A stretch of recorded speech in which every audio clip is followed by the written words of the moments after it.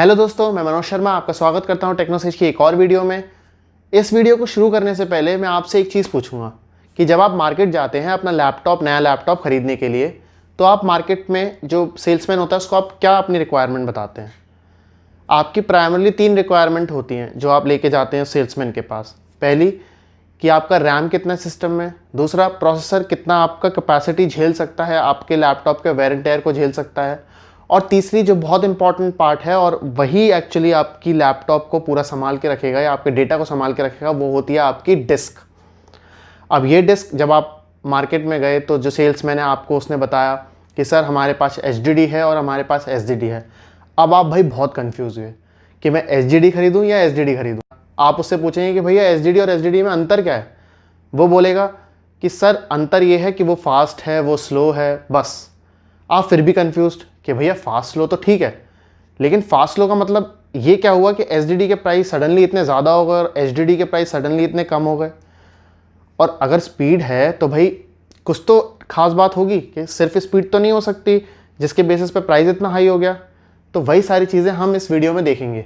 हम इस वीडियो में जानेंगे कि HDD और SSD के बीच में डिफरेंस क्या होता है, और फिर हम देखेंगे कि HDD के कंपैरिजन में SSD का प्राइस इतना हाई क्यों होता है, कैपेसिटी में दोनों में क्या अंतर होता है, स्पीड में अंतर क्या होता है, और फिर हम देखेंगे कि लाइफ स्पैन में कैसा अंतर है कि जैसे हमारी अगर HDD है और हमारी SSD है तो दोनों कितने समय तक चल सकती हैं, कितना डेटा हमारा स्टोर कर सकती हैं, और क्या हमारी रिक्वायरमेंट को ये फुलफिल कर पाएंगी या नहीं कर पाएंगी।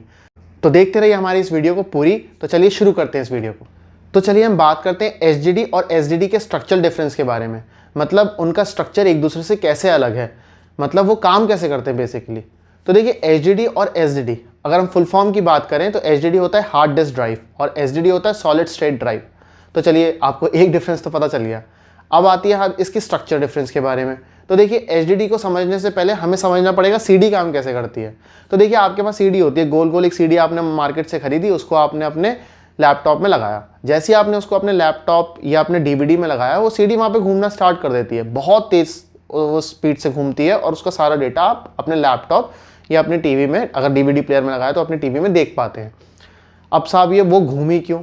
तो वो इसलिए घूमी क्योंकि वो जो पूरी जो CD होती है वो मैग्नेटाइज्ड होती है एक तरीके से, उसके अंदर डेटा अलग अलग पॉइंट्स पे स्टोर होता है। CD ड्राइव के अंदर एक ऑप्टिकल आपका लाइट होती है, वो ऑप्टिकल लाइट उसके डेटा को रीड करती है अलग अलग पॉइंट से जैसे जैसे वो घूमती है, और कलेक्टिवली एक सर्किट के थ्रू आपके आउटपुट डिस्प्ले पे वो दिखा देता है। सेम केस में आपका HDD भी काम करता है। HDD में अगर CD की बात करें तो HDD में क्या होता है, HDD में आपका एक चमकदार एक गोला होता है, चमकदार एक प्लेट जिसे बोल सकते हैं, जिसको हम बोलते हैं प्लेटर। तो प्लेटर क्या होता है, प्लेटर भी मैग्नेटाइज्ड होती है जैसे हमारी CD होती है, और वो जो प्लेटर होता है उसमें अलग अलग पॉइंट्स होते हैं, ऐसे बिलियंस ऑफ पॉइंट्स होते हैं, हर एक पॉइंट्स आपके मैग्नेटाइज्ड होते हैं। अब वो मैग्नेटिज्म किस तरीके से डिनोट करता है, अगर आपका डेटा उसके अंदर गया तो वो 1, अगर वो डीमैग्नेटाइज्ड हो गई मतलब डेटा चला गया तो वो 0। इसको समझने के लिए हम समझते हैं मैग्नेट। अब किसी मैग्नेट ने एक लोहे को चिपकाया अपने से, यानी कि उस मैग्नेटिज्म के थ्रू उसने चिपका लिया, या तो आपको उसको हटाना पड़ेगा, अगर नहीं हटाएंगे तो या तो आप उस मैग्नेट को डीमैग्नेटाइज कर दीजिए, तो वो अपनी मैग्नेटिक जो क्षमता है उसे छोड़ देगा और वो उस लोहे को भी छोड़ देगा। सेम केस आपका हार्ड डिस्क ड्राइव के प्लेटर में हुआ कि अगर वो एरिया मैग्नेटाइज्ड है तो वो उस डेटा को होल्ड करा रखेगा। कब तक रखेगा, आप अपना जो सिस्टम है उसे बंद कर दीजिए, कंप्यूटर बंद कर दीजिए, फिर भी वो उस डेटा को होल्ड रखेगा। क्यों? क्योंकि वो मैग्नेटाइज्ड है। अगर आप या तो मैनुअली डिलीट कर दें हार्ड डिस्क ड्राइव से, या उसको डीमैग्नेटाइज कर दें, अगर आपने डीमैग्नेटाइज कर दिया तो वो डेटा आपका उड़ जाएगा, या फिर आपने उसको डेटा को खुद डिलीट कर दिया, यानी आपने जो उस मैग्नेटाइज पोजीशन की जो वैल्यू 1 थी आपने 0 कर दी। तो इस तरीके से ले दे के ये आपका HDD काम करता है या हार्ड डिस्क ड्राइव काम करता है। अब आप सोचेंगे कि भाई वो जो अंदर प्लेटर घूम रहा है, अब CD तो ठीक है कि आपने उसको DVD ड्राइव में लगा दिया, कंप्यूटर से आपने डेटा रीड भी कर लिया, डेटा इनपुट भी दे दिया, लेकिन हार्ड डिस्क ड्राइव में कैसे डेटा इनपुट होता है या फिर डेटा आप रीड करते हैं। तो हार्ड डिस्क के अंदर डेटा रीड करने के लिए आपकी एक आर्म होती है, उसके अंदर वो जो आर्म होता है वो रीड भी करता है, राइट भी कराता है डेटा को। मतलब आपके सर्किट ने अगर कोई इन्फॉर्मेशन उस HDD के अंदर पास करी तो वो उस आर्म से होते हुए उस प्लेटर में स्टोर हो जाएगी, या आपने डेटा रीड करने की कोशिश करी तो उस प्लेटर से वो आर्म रीड करके आपके सर्किट में इन्फॉर्मेशन को भेज देगा। इसका मतलब क्या हुआ, वो जो आपका प्लेटर है वो भी घूमता है, जैसे आपकी CD घूमती है वो प्लेटर भी घूमता है, क्योंकि HDD के अंदर एक स्टेपर मोटर लगी होती है। तो वो मोटर आपके जो प्लेटर होता है उसको बहुत तेज़ी से घुमाती है। तो बहुत तेज़ी से घुमाने का मतलब क्या है, आपका मैकेनिकल पार्ट उसके अंदर इन्वॉल्व हो गया। अब मैकेनिकल पार्ट उसमें क्या क्या हुआ, स्टेपर मोटर हुआ, एक आपका वो जो घूम रहा है प्लेट घूम रही है, और फिर आपका जो आर्म है वो भी रोबोटिक आर्म भी घूम रहा है इधर से उधर डेटा रीड करने के लिए अलग अलग पॉइंट से। तो आपका काफ़ी सारा इसके अंदर मैकेनिकल पार्ट इन्वॉल्व हो गया। मैकेनिकल पार्ट इन्वॉल्व हो गया तो ऑब्वियसली इसके अंदर आपका ज़्यादा टाइम लगेगा, ऑब्वियसली डेटा रीडिंग में ज़्यादा टाइम लगा क्योंकि इसके अंदर मैकेनिकल पार्ट हुआ तो ये कुछ स्लो हुआ। अभी हम एसडीडी के बारे में पहले जानेंगे, फिर हम बाद में लौट के आएंगे मैकेनिकल पार्ट क्यों एसडीडी को स्लो बना रहा है। तो पहले हम जानते हैं एसडीडी क्या है। तो देखिए सॉलिड स्टेट ड्राइव या एसडीडी में क्या होता है कि उसके अंदर कोई मैकेनिकल पार्ट नहीं होता, कोई मूविंग पार्ट नहीं होता। तो भाई अब वो डेटा रीड कैसे करता है, क्योंकि यहाँ पे हमने जो कॉन्सेप्ट देखा था उसमें ये कॉन्सेप्ट देखा था कि जो हार्ड डिस्क ड्राइव होती है उसके अंदर सीडी टाइप का एक आपका प्लेटर होता है और जिसमें से डेटा रीड या राइट होता है। तो अब हमने देखा कि एसडीडी में तो कोई मूविंग पार्ट ही नहीं है, तो डेटा हमारा रीड और राइट कैसे होता है। तो देखिए एसडीडीज के अंदर फ्लैश मेमोरीज होती हैं जो नैंड सेल की टेक्निक्स पे बनी होती हैं।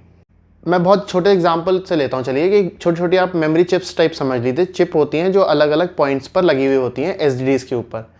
ये क्या करती हैं, ये तुरंत फ्लैश में मेमोरी को रीड कर सकती हैं। अगर आपको इनपुट चाहिए तुरंत आपको इनपुट दे देंगे, अगर आपको आउटपुट सेव करना है या तुरंत उसको आउटपुट को सेव कर देंगे आपके डिस्क पर। इसमें कोई भी मूविंग पार्ट नहीं होता, कोई भी आपका प्लेटर नहीं होता या कोई भी आपका हेडर नहीं होता, कुछ नहीं होता इसके अंदर। इसके अंदर आप समझ सकते हैं कि ये आपका पूरा एसडीडी है और अलग अलग पॉइंट पर आपकी सेल्स लगे हुए हैं या फिर चिप लगी हुई हैं, आपके सर्किट लगा हुआ है। हर एक सर्किट को अगर आपको कोई डेटा रीड करना है तो वो जो आपका सर्किट है वो तुरंत उस पॉइंट से डेटा को उठा के आपके सर्किट में दे देगा, और अगर आपको कोई डेटा सेव करना है किसी पॉइंट पर तो वो डेटा को उस पॉइंट पे तुरंत सेव कर देगा। तो इससे क्या हुआ, अब हम आते हैं मैकेनिकल पार्ट पे। तो मैकेनिकल पार्ट में क्योंकि वो डेटा को एक पॉइंट से रीड करने के लिए पूरा घुमाना है, मैकेनिकल पार्ट इन्वॉल्व है, तो ऑब्वियसली कितना भी तेज़ अगर मोटर घूम रही हो या कितना भी मैकेनिकल पार्ट फास्ट हो, कहीं ना कहीं टाइम का लैग रहेगा। और टाइम का क्योंकि लैग रहेगा तो ऑब्वियसली आपकी जो हार्ड डिस्क ड्राइव है वो स्लो हो जाएगी। अब आते हैं एसडीडी पे। तो एसडीडी पे क्योंकि मैकेनिकल पार्ट इन्वॉल्व नहीं है, चिप है, हर एक पॉइंट पर आपका डेटा तुरंत रीड होगा, इनपुट तुरंत जाएगा, आउटपुट तुरंत मिलेगा, तो ऑब्वियसली आपकी जो एसडीडीज हैं वो फास्ट होती हैं। तो ये स्ट्रक्चरल डिफरेंस हो गया कि मैकेनिकल पार्ट नहीं है तो एसडीडी आपकी फास्ट है कंपेयर टू एचडीडीज। अब देखिए एचडीडी और एसडीडी का एक और डिफरेंस जानने के लिए हम एक एग्जाम्पल लेते हैं। सपोज करिए आपके पास एक लैपटॉप है और उस लैपटॉप में एचडीडी डली हुई है, हार्ड डिस्क ड्राइव डली हुई है। आप कहीं गए और सडनली आपके हाथ से वो गिर गया किसी एक्सीडेंट के कारण। तो हुआ क्या, हो सकता है जैसे ही वो आपके हाथ से गिर रहा हो तो आपका जो एचडीडी है उसके अंदर जो पार्ट्स है वो मूविंग कंडीशन में हों। तो हुआ क्या, उस शॉक से उनके पार्ट्स पे इम्पैक्ट आया और हो सकता है आपका जो डेटा है वो करप्ट हो जाए। क्यों करप्ट हो जाए, क्योंकि मूविंग पार्ट्स था, शॉक उन पे लगा तो वो मूविंग पार्ट्स थोड़े हिल गए या कुछ दिक्कत हो गई तो आपका पूरा डेटा करप्ट हो गया, आपके डेटा पे इम्पैक्ट आ गया वहाँ पे, क्योंकि जो मैकेनिकल पार्ट्स हैं वो डैमेज हो गए उस एचडीडी के। अब चलिए बात करते हैं एसडीडी के। अब आपके पास सेम लैपटॉप है लेकिन इस बार आपके पास एचडीडी नहीं एसडीडी है। आप उस लैपटॉप को लेके गए, अगर वो लैपटॉप गिर गया आपसे तो क्योंकि आपके एसडीडी में स्टेशनरी पार्ट्स हैं, मूविंग पार्ट्स नहीं हैं वहाँ पे, तो ऑब्वियसली उस शॉक का उन पे ज़्यादा इम्पैक्ट नहीं आएगा, आपका डेटा भी इंटैक्ट रहेगा, आपका डेटा लॉस का खतरा कम हो जाएगा। इससे क्या फ़ायदा हुआ, सबसे बड़ा फ़ायदा आपका डेटा लॉस नहीं हो रहा वहाँ पे। तो आप यही तो चाहते हैं अपने लैपटॉप से कि उस लैपटॉप में आप कोई भी डेटा डालें वो डेटा सिक्योर रहे, सेफ रहे, वो डेटा किसी सडन शॉक से या छोटे मोटे एक्सीडेंट से लॉस ना हो आपका। तो देखिए कुछ लोग क्या करते हैं कि अपने जो सिस्टम है उसको हाइब्रिड रखते हैं। हाइब्रिड मतलब एसडीडी भी रखते हैं और एचडीडी भी रखते हैं। क्योंकि एसडीडी का प्राइस थोड़ा ज़्यादा होता है तो उसकी वो क्वांटिटी कम रखते हैं, उसमें सिर्फ ऑपरेटिंग सिस्टम डालते हैं और जैसे फ़ोटोज़ वगैरह और थोड़ी बहुत चीज़ें वो अपने एचडीडी में डालते हैं। तो अगर थोड़ा बहुत शॉक वगैरह कुछ ऐसा उनके लैपटॉप्स में आया तो एटलीस्ट ऑपरेटिंग सिस्टम नहीं जाएगा, बाकी चीज़ें ठीक है, कॉन्फिडेंशियल इन्फॉर्मेशन फिर अगेन वो एचडीडी में सेव कर रहे हैं, लेकिन थोड़ी बहुत चीज़ें फोटोज़ वगैरह गाने वगैरह वो अपने एचडीडी में सेव कर रहे हैं। इससे क्या हुआ, डेटा करप्शन आपका बच गया, आपकी पूरी ऑपरेटिंग सिस्टम खराब नहीं हुआ या इंपॉर्टेंट जो कॉन्फिडेंशियल डेटा था वो खराब नहीं हुआ आपके छोटे मोटे एक्सीडेंट्स के कारण। तो चलिए हम अब स्पीड की बात कर लेते हैं। तो देखिए स्पीड के अंदर अगर हम कंपैरिजन करेंगे तो ऑब्वियसली हम अगर सबसे पहले जो चीज़ देखेंगे वो देखेंगे कि किस तरीके से हमारा डेटा रीड या राइट हो रहा है हमारे डिस्क से। तो देखिए अगर हम बात करें अपने नॉर्मल एचडीडी की, तो आपने देखा होगा कि हमने अगर कोई उसमें मूवी डाउनलोड करनी है, उसके अंदर मूवी स्टोर करनी है, तो नॉर्मली हमारी जो स्पीड आती है वो 30 से 150 30 to 150 Mbps की स्पीड आती है। वही आप अगर सेम अमाउंट की SSD लें तो वो आपको 500 Mbps तक स्पीड देगा। तो आप कंपेयर कर सकते हैं, मैक्सिमम आपकी वहाँ पे 150 Mbps और यहाँ पर आपको 500 Mbps। मतलब अगर आपके पास 20 GB की कोई मूवी है तो 20 GB की मूवी ऑब्वियसली 150 Mbps पे तो बहुत ज़्यादा टाइम लेगी, और 500 Mbps पे तो वो चुटकियों में हो गई आपकी। तो सिक्वेंशियल जो रीड राइट होता है वो बहुत फास्ट होता है आपके SSDs में कंपेयर टू HDDs में। तो इसीलिए जहाँ पर डेटा बहुत ज़्यादा मैनिपुलेटिव होता है, बहुत बड़े बड़े डेटा जब इधर से उधर ट्रांसफर करते हैं, तो वहाँ पे ऑब्वियसली HDD प्रेफर नहीं होता, SSD प्रेफर होता है, सॉलिड डिस्क ड्राइव प्रेफर होती है। देखिए अब हम HDD और SSD में जो डिफरेंस देखेंगे वो देखेंगे ब्लॉक साइज़ के ऊपर। ये थोड़ा सा टेक्निकल लग सकता है लेकिन समझना बहुत ज़रूरी है, तो मैं बहुत बेसिक लैंग्वेज में इसको समझाता हूँ कि देखिए अगर आपके सिस्टम में कोई बड़ी सी एक फाइल है, अब वो फाइल जो आपके सिस्टम में है वो आपको तो कलेक्टिवली दिख रही है, लेकिन जैसे मैंने बताया था कि जो डिस्क होती हैं उसके अंदर मिलियंस ऑफ पार्ट्स होते हैं। वो जो आपकी फाइल है वो उन पार्ट्स में टूटी हुई या डिस्ट्रीब्यूटेडली सेटल होती है, सेव होती है। जब आप उस फाइल को ओपन करते हैं वो सारे जो ब्लॉक्स होते हैं वो कलेक्ट होकर आपको एज अ फाइल देती है। तो वो जो ब्लॉक्स हैं वो आपकी फाइल को कंटेन करे हुए हैं अलग अलग सेक्टर्स में, अलग अलग पॉइंट्स में। तो होता क्या है, वो अलग अलग साइज में आपका ब्लॉक्स हो सकता है। ब्लॉक्स भी आप सेट कर सकते हैं अपने सिस्टम में, अपने विंडोज़ या लिनक्स या मैक में। तो सपोज करिए वो ब्लॉक साइज 4K का है, सपोज करिए वो ब्लॉक साइज 4K का है। अब उस 4K के ब्लॉक साइज, अगर आपकी फाइल बहुत बड़ी है तो 4K के बहुत सारे हज़ारों में और हो सकता है मिलियंस ऑफ में आपके वो हो सकते हैं 4K ब्लॉक्स। तो ऑब्वियसली किसी भी फाइल को खोलने के लिए वो मिलियंस ऑफ जो ब्लॉक्स थे वो कलेक्ट होकर आपकी फाइल को खोलेंगे।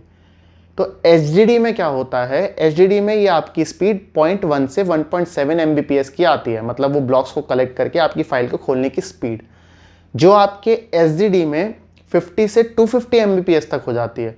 तो आप सोच सकते हैं 0.1 से 1.7 और 50 to 250 Mbps, ये बहुत बड़ा अंतर होता है।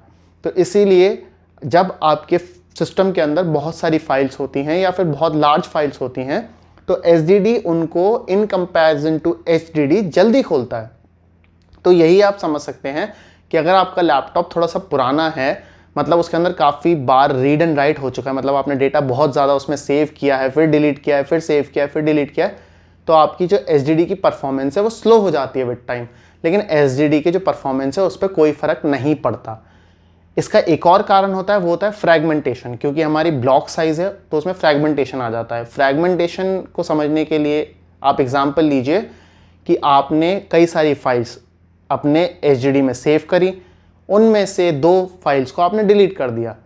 तो 10 फाइल्स थी, 2 फाइल आपने बीच में से डिलीट कर दी। अब वो जो स्पेस वहाँ पे बची, वहाँ पे कोई फाइल स्टोर नहीं हो सकती ब्लॉक्स में। वो स्पेस जो आपकी वहाँ पे रह गई वो फ्रैगमेंटेशन होता है। फ्रैगमेंटेशन मतलब आप उस स्पेस को अब यूज़ नहीं कर सकते, वो बेकार हो गई आपकी स्पेस। मतलब आपकी अगर HDD है उसके अंदर आप 10 MB स्पेस में यूज़ कर सकते थे, तो उस फ्रैगमेंटेशन में आप 10 की जगह आप 7 MB यूज़ कर पाएंगे। तो ये क्या हुआ, आपके पास साइज़ तो 1 TB डिस्क थी लेकिन आप स्टोर 1 TB तक का डेटा नहीं कर पा रहे हैं फ्रैगमेंटेशन की वजह से। तो ये फ्रैगमेंटेशन विद टाइम आता है जब आप कोई बहुत सारी चीज़ें विद टाइम आप डालते हैं, फिर डिलीट करते हैं, फिर स्टोर कराते हैं, फिर डिलीट करते हैं। तो रैपिड इनपुट और आउटपुट जब आप लेते हैं, मतलब रैपिड रीड्स और राइट्स करवाते हैं किसी भी हार्ड डिस्क के अंदर, तो ये फ्रैगमेंटेशन की प्रॉब्लम आ जाती है। यही फ्रैगमेंटेशन की प्रॉब्लम आपको SSD के अंदर नहीं मिलेगी। यही कारण होता है कि ऑब्वियसली आपकी जो SSD होती है वो फास्ट होती है HDD से।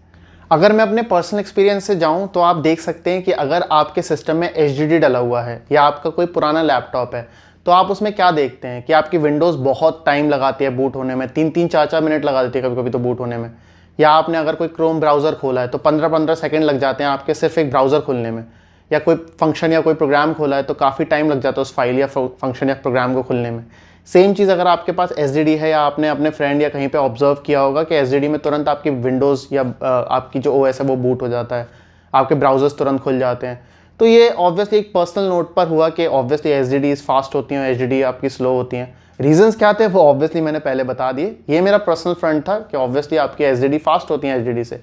कैसे होती हैं लेमन लैंग्वेज में समझ सकता हूँ। आप बूट करा लीजिए एक सेम साइज़ की 2 डिस्क को, सेम अमाउंट ऑफ डेटा अगर उनके अंदर फिल है, तो ऑब्वियसली छोटा सा आप टेस्ट ले सकते हैं, वो होता है बूटिंग टाइम।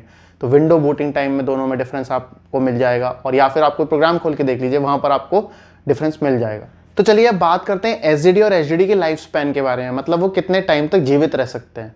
तो चलिए मैं पहले बात करूँगा यहाँ पर SSD के बारे में, यानी सॉलिड स्टेट ड्राइव के बारे में। तो इसमें होता क्या था कि 1990s में एक कंसेप्शन था कि जो SSDs होती हैं वो कुछ टाइम के बाद डेड हो जाती हैं, मतलब जो उनके सेल्स होते हैं SSD सेल्स जहाँ पे आपका डेटा स्टोर होता है वो डेड हो जाता है, उनको डेड सेल्स बोलते हैं या बैड सेक्टर बोलते हैं।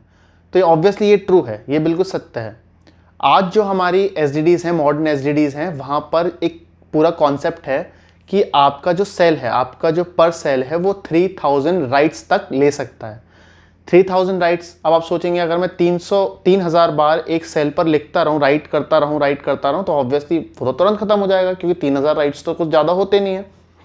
तो यहाँ पर एक चीज़ आप देखिए कि यहाँ पर आपकी जो SSD होती है वो कई सारे सेक्टर्स या कई सारे सेल्स में डिवाइड होती है, मिलियंस ऑफ आपके सेल्स होते हैं, और जो आपका 3000 वाला कॉन्सेप्ट है सारे सेल्स पर एक साथ होता है। तो इसका मतलब ऑब्वियसली इतना टाइम नहीं लगेगा जितना आप सोच रहे हैं, इतने ईजिली वो सेल्स डेड नहीं होते। फिर आपके कुछ स्पेयर सेल्स होते हैं, मतलब एक्स्ट्रा सेल्स होते हैं, जो क्या होता है आपके टाइम पर जो डेड सेल्स होते हैं या फिर जो बैड सेक्टर होता है उस सेक्टर को रिप्लेस कर देता है। अगर कोई भी सेक्टर डेड हुआ उस सेक्टर को जो स्पेयर सेल है वो रिप्लेस कर देगा। तो यानी कि आपकी जो लाइफ हुई फिर इंक्रीज हुई। तो इससे आपको एक फ़ायदा हुआ कि जितना बड़ा आपका SSD का साइज़ होगा उतनी ज़्यादा आपकी लाइफ स्पैन होगी। मान लीजिए अगर आप बात करें 1 टेराबाइट की, तो ऑब्वियसली 500 GB से 1 टेराबाइट की लाइफ ज़्यादा हुई। क्यों? क्योंकि उसके अंदर ज़्यादा स्पेयर सेल हुए। अगर आपकी कुछ सेल मरते हैं तो वो ऑब्वियसली वापस उसको रिप्लेस कर देगा। तो इसलिए अगर आपको ज़्यादा लाइफ एक्सपेक्टेंसी चाहिए अपने SSDs से, तो उसकी जो साइज़ है वो आप ज़्यादा रखें, ताकि आपके जो सेल्स हैं, जो बैड सेक्टर्स हैं, उन बैड सेक्टर्स को जो आपके स्पेयर सेल्स हैं वो रिप्लेस कर सकें। तो इस बात से एक चीज़ तो बिल्कुल क्लियर है कि आपको 10 साल लग जाएंगे उस आपके पूरी SSD को डेड होने में। तो इतना ईजिली नहीं होता। आप अगर दिन रात अगर उसके अंदर डेटा राइट कर रहे हैं, डे के 24 आवर्स आप डेटा राइट कर रहे हैं, वो भी लार्ज अमाउंट में डेटा राइट कर रहे हैं, तब भी आपको 10 साल लग जाएंगे। तो ऑब्वियसली इतना ईजी नहीं होता। लेकिन ऑब्वियसली अगर हम कंपेयर करेंगे SSD में, यानी हार्ड डिस्क ड्राइव से कंपेयर करेंगे, तो हार्ड डिस्क ड्राइव के अंदर ऐसा कोई भी चीज़ नहीं होती, ऐसा कोई भी लाइफ एक्सपेक्टेंसी नहीं होता, वो डेड नहीं होता। वो जब तक उसका प्लेटर है, वो जब तक सेफ एंड सिक्योर है, मैकेनिकल पार्ट उसका इंटैक्ट है, वो आपका चलता रहेगा, वो डेड नहीं होगा। मतलब आपका जो SSD है वो डेटा आपका स्टोर रखेगा फॉर लाइफ टाइम। बस एक कंडीशन है कि उसके मैकेनिकल पार्ट पे कोई दिक्कत नहीं आनी चाहिए, उसका मैकेनिकल पार्ट टूटना नहीं चाहिए। अगर वो मैकेनिकल पार्ट टूटा वो तुरंत खराब। वो सारी चीज़ें आपको SSD में नहीं मिलती। मतलब SSD obviously mechanical wear and tear से प्रोटेक्टेड है, लेकिन उसकी लाइफ है। वो लाइफ भी ऐसा नहीं है कि अगर आपने अपना सिस्टम यूज़ ही नहीं किया और 10 साल बाद वो ख़राब हो गई, नहीं। वो आपके राइट्स पर है। आप जितना ज़्यादा उसको यूज़ करेंगे उतनी ही जल्दी वो ख़राब होगा। मतलब राइट्स करेंगे, रीड करने का कोई इसमें ऑप्शन नहीं है। मतलब कि अगर आपके पास SSD है, कोई डेटा अगर आप उससे रीड कर रहे हैं या फिर आप अपनी कोई फाइल खोल रहे हैं, तो उससे कोई इम्पैक्ट नहीं होगा। डेटा राइट करने का है, मतलब फाइल उधर से रीड करने का या फाइल उधर से खोलने से कोई फ़र्क नहीं पड़ेगा। अगर आप उसके अंदर कोई डेटा सेव कर रहे हैं या फिर आप एक मूवी डाउनलोड कर रहे हैं, तो उन सब चीज़ों को आपको डेटा राइट बोलते हैं। तो उन डेटा राइट से आपकी लाइफ एक्सपेक्टेंसी ऑब्वियसली रिड्यूस होती चली जाती है डे बाय डे। तो हम बात करेंगे कॉस्ट रिलेटेड चीज़। तो हम जानते हैं कि भाई SSDs की कॉस्ट होती है SSD से काफ़ी ज़्यादा। वो क्यों होती है? तो अगर आपने वीडियो पूरी शुरू से एंड तक देखी होगी अभी तक, तो आप ये बात जान गए होंगे कि SSDs के अंदर लेटेस्ट टेक्नोलॉजी है, चिप है, डेटा रीडिंग राइटिंग बहुत तेज़ होती है, शॉक प्रूफ होता है, थोड़ी बहुत चीज़ों से इस पर इम्पैक्ट नहीं होता, मैग्नेटिक चीज़ नहीं होती, मैकेनिकल मूविंग पार्ट्स नहीं होते। तो ये सारी चीज़ें ऑब्वियसली कहीं तो कंपनसेट होंगी, वो प्राइस में कंपनसेट होती है, क्योंकि उसे बनाने में काफ़ी ऑब्वियसली रिसर्च वर्क और आपका सेमीकंडक्टर डिवाइसेस चाहिए होते हैं, जो ऑब्वियसली काफ़ी महंगे होते हैं मैकेनिकल पार्ट्स से। तो इसलिए वो महंगा होता है। अब हमने एक चीज़ ट्रेंड देखी है कि SSDs के प्राइस भी काफ़ी डिक्रीज़ हुए हैं। पहले ये सिर्फ आपके एरोस्पेस या फिर आपके काफ़ी कॉन्फिडेंशियल चीज़ों में यूज़ होती थी SSDs। अब ये आपको जनरल पर्पस के लिए मिल गई हैं, काफ़ी सस्ते अब प्राइजेस में आने लग गई हैं। तो अगर मेरा जनरल परसेप्शन अगर आप जानेंगे कि भाई SSD लेनी चाहिए या HDD लेनी चाहिए, तो मैं सिर्फ आपको एक चीज़ बोलूँगा कि आपका यूसेज क्या है, पहले आप वो लिस्ट करिए कि मुझे लैपटॉप किस बेस पे चाहिए। मुझे गेमिंग के लिए चाहिए, मुझे प्रोग्रामिंग के लिए चाहिए, मुझे पढ़ाई के लिए चाहिए, अकाउंट्स के लिए चाहिए, ऑफिस वर्क के लिए चाहिए, या किस चीज़ के लिए चाहिए। पहले आप उसे क्लासीफाई करिए, फिर आप सोचिए कि SSD और HDD में जो डिफरेंस थे उस बेस पे मेरा जो रिक्वायरमेंट है कहाँ फिट होती है। अब देखिए, मैं सिंपल एग्जांपल लूँ, अगर आप प्रोग्रामर हैं, अगर आप गेमर हैं, तो आपको जो चीज़ें हैं या लैपटॉप है बहुत फास्ट चाहिए एट द क्लिक, और मनी आपके लिए मैटर नहीं करता, तो ऑब्वियसली आप SSDs पे ही जाइए। अगर आप जनरल पर्पज़ के लिए चाहिए, होम के लिए चाहिए, नॉर्मल ऑफिस वर्क्स के लिए चाहिए, नॉर्मल अकाउंट्स वगैरह के लिए चाहिए, तो आप HDDs पे जाइए, क्योंकि HDDs आपको लो कॉस्ट में काफ़ी सारा डेटा प्रोवाइड कर सकती हैं। और ऑब्वियसली अगर आपके पास मनी कॉन्स्ट्रेंट्स है तो मैं बोलूँगा आप HDD पर ही जाइए, क्योंकि आपको आपके बजट में TBs में आपको पूरा लैपटॉप मिल सकता है, जहाँ पे आप ज़्यादा पैसे भी खर्च करेंगे और आपको सिर्फ 250 GB ही मिलेगा, 250 GB आपका स्टोरेज कैपेसिटी मिलेगी आपको SSDs में। 500 GB पे अगर जाएंगे तो वो काफ़ी महंगा हो जाएगा। वेरएज वही चीज़ आपको कम दाम में, काफ़ी कम दाम में बहुत सारी मिल सकती है। आपको 2 TB 3 TB मतलब काफ़ी बड़ा हार्ड डिस्क आपको मिल सकती है, HDD मिल सकती है। तो ऑब्वियसली अगर आपके पास पैसे की थोड़ी किल्लत है तो आप HDD पे जाइए, कम पैसा ज़्यादा माल, तो आप HDD पे जाइए। लेकिन अगर मेरी आप सलाह मानेंगे तो मैं तो एक ही सलाह दूंगा कि आप कोई भी हाइब्रिड लैपटॉप्स को उठा लीजिए। हाइब्रिड लैपटॉप मतलब जिसमें HDD और SSD दोनों हो। इससे क्या होगा, SSD में आप अपना ऑपरेटिंग सिस्टम रखिए तो आपका लैपटॉप तुरंत खुलेगा, आपका डेटा जो रीड एंड राइट होगी वो तुरंत होगी। आप कोई भी ऑपरेटिंग सिस्टम रिलेटेड फाइल है वो SSD में सेव करिए, कॉन्फिडेंशियल फाइल है वो SSD में सेव करिए, और कोई भी नॉन कॉन्फिडेंशियल फाइल, मूवीज़ वगैरह, गाने वगैरह, वो आप SSDs में सेव करिए। इससे क्या हुआ, आपका लैपटॉप की परफॉर्मेंस भी फास्ट रही और आपको ज़्यादा डेटा मिला और पैसे भी आपके कम ही लगे। तो मेरी राय के हिसाब से आप जाइए हाइब्रिड सिस्टम्स पे। तो इस वीडियो में हमने देखा HDD और SSD के बीच का डिफरेंस किस बेस पर, उसकी कैपेसिटी पर, उसके कॉस्ट पर, उसके लाइफ स्पैन पर और उसकी परफॉर्मेंस पर। और फिर हमने जाना कि हमें SSD ज़्यादा प्रेफर करनी चाहिए या HDD को ज़्यादा प्रेफरेंस देनी चाहिए। आई होप आपको ये वीडियो पसंद आया होगा। प्लीज़ कमेंट सेक्शन में हमें बताएं कि ये वीडियो आपको कैसा लगा। प्लीज़ सब्सक्राइब करें, लाइक करें और इस वीडियो को ज़्यादा से ज़्यादा लोगों को शेयर करें। Thank you so much for watching guys.